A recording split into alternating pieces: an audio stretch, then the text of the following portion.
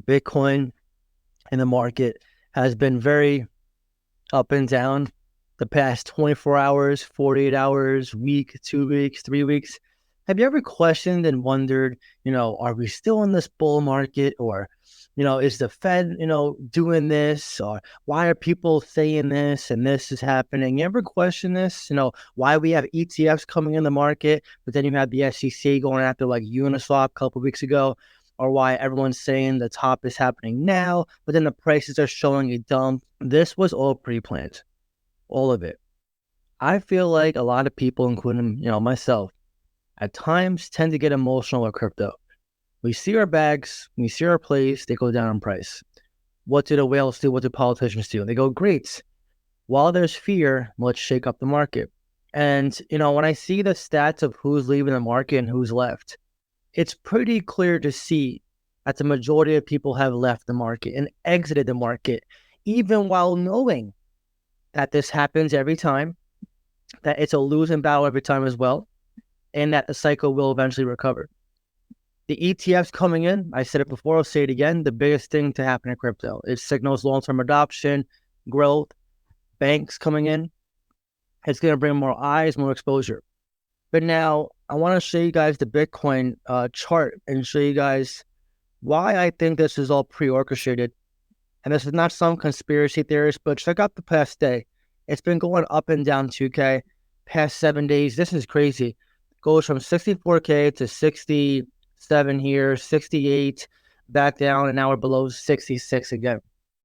It's literally confusing investors. And then you see this here, and there is no reason to worry because people don't know how to feel. If you go to the fear and greed index, it's in green now, and then literally a week ago, it was in the orange in fear. This is how quick the market sentiment changes. Right now, what they're doing is they're confusing the average investor. They're trying to make it seem like the market's going to go up or down at any point. And so you as the investor, they're hoping you guys don't make moves in the market. You don't buy crypto, or worse, you sell and leave and come back when things are easier, which I told you guys is a huge mistake that people do day in and day out in this market. It's no different than life. Life hits you with a curveball. You have a challenging day at work. Maybe you have a fight with your partner, or you have a injury at the gym. Do you just say, gonna give up and come back in 2 weeks? No. I've said it before, how if you want to be a winner in this game, in the market, if you want to be a winner in life, you got to take adversity head on. You got to understand what discipline is, which is making moves towards progress, even in the moments of uncertainty, which in this case, this is an uncertain stage in the market. Okay. Bitcoin, even if you're not holding it, you should understand why it's so important, what Bitcoin dominance is, where the sediment falls in line with Bitcoin in relation to the altcoins. And right now, we're just seeing a bunch of different things happen.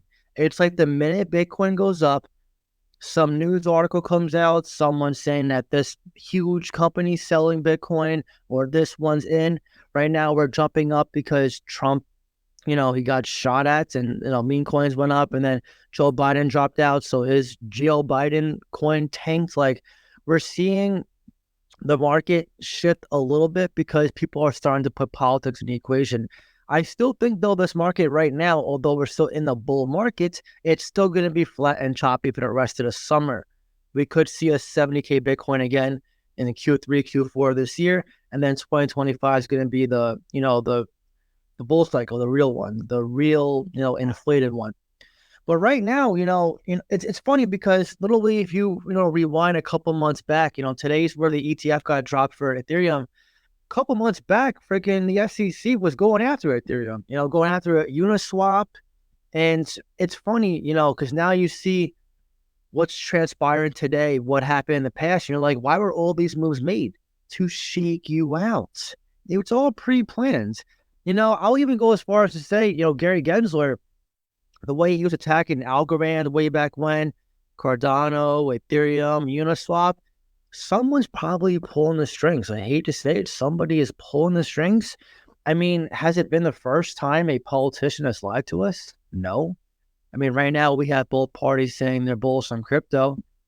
They're trying to get our vote, obviously. We have no idea which one's going to actually be bullish. They could say, yeah, we love Bitcoin. Then as soon as they get elected, okay, guys, CBDCs, central bank digital currencies are going to be out. So again, none of us really know what's going to happen. These are all external circumstances we can't control. But one thing I do know is this is a lot of manipulation for Bitcoin and crypto. But Bitcoin is still in the 60K range. If this was in the 50K range, different story. You could see more of a, fear, and then you would see more of a sell-off. Bitcoin and Ethereum right now are holding pretty strong. It's actually the altcoins in the top 100 and below that are tanking. A lot of our plays like Florida, GFI, Artblock, PNG, even plays like Aerodrome, they're all like down in price. Caspa surprisingly is up, which is very, very strong. I like seeing that. But this is the thing, right? And Caspa's chart's a great example. I actually brought this up on the live stream yesterday with David. You see, Caspa gets a lot of hate for how it doesn't move that quick. So when you zoom in here, you're like, what the hell is going on? It's a stablecoin. When you zoom out here, and this is just the 1 year, it goes up, consolidates, goes up, comes down a little bit, back up again, back up again. And this is not just how Caspa's appreciating. This is how the overall market's appreciating. The overall market right now is a $2.39 trillion market cap. Even during this time, that's a lot higher than last cycle. But see, Caspa's chart is a reflection of how crypto's been going for years to come, since the early 2000s, when Bitcoin was first launched, in the late 2000s, rather, before it got to the 2010 mark. So right now, people are zooming in. That's the big mistake. They're zooming in and they're looking at, charts like this for any altcoin and not realizing this happens when you zoom out. So what do I mean? What I mean is when the cycle is over and done with, sometime next year, which is still my projection, a lot of people will look back during this time and be like, what the hell was I doing the whole time? I can't believe I dropped the ball.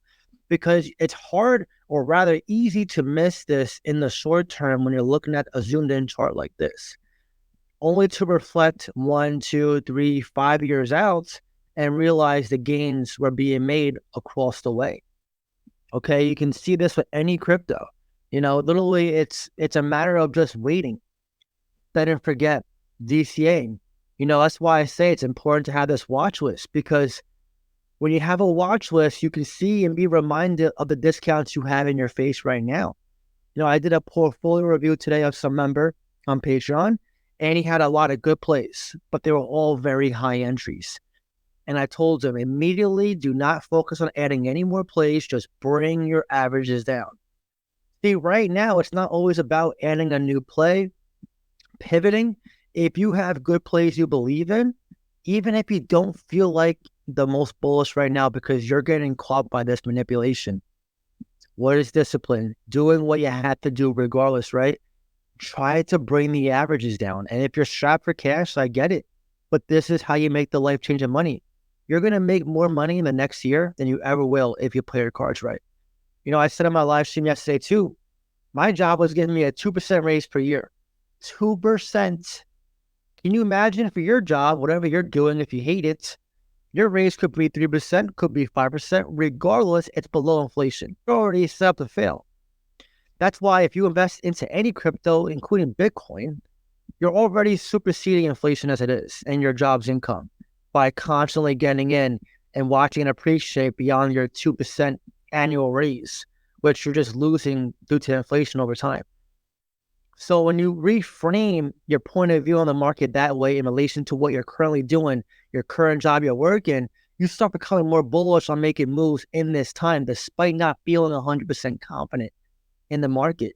I'm not here to tell you everything's going to be, 100% bullish in a couple of months or a couple of weeks, or next year is going to be the, absolute monster bull cycle. I'm just telling you what I believe and what I project to happen in the future. And regardless of whether it's a huge cycle, a moderate cycle, or it takes a lot longer or it takes a short time to appreciate, it's much better than what we're doing now, which for the majority of you who are working jobs where you're working 5 days a week, you have barely any time for yourselves, your pets barely see you, you feel like you have one vacation a year and you're like, what the hell, I want to have more free time, or you just feel like you're burnt out. You're stressed out. You want to spend more time with your family, your loved ones, your friends. You want to maybe start a venture yourself, a side hustle, a business. You want to, have a bunch of animals and have like a farm or something. Like the only way that's possible is if you make sacrifices during this time, which means working your ass off. It means, starting, a plan